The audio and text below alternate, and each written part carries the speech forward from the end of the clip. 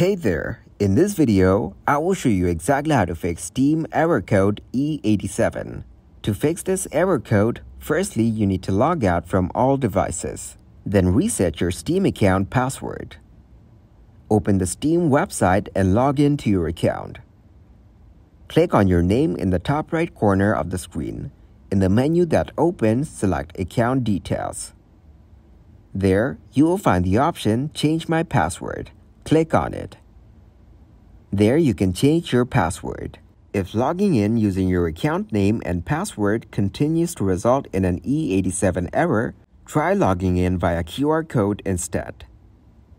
Make sure your firewall is not blocking the Steam client or some of its functionalities by adding steam.exe to the Windows Firewall exception list. Type Firewall and Network Protection in Windows Search and click the best match. Click Allow an app through the firewall.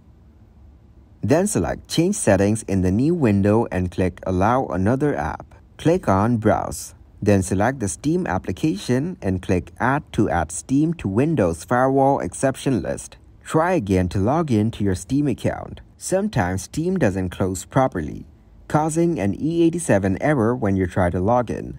You can force close Steam to prevent this from happening. If Steam runs in administrator mode, it will have full permission to modify, run, and edit system files. This potentially eliminates the E87 error in the process.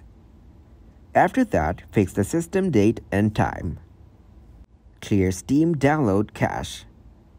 And then, launch Steam in compatibility mode to prevent the error. By following all these steps, you will be able to fix Steam error code E87.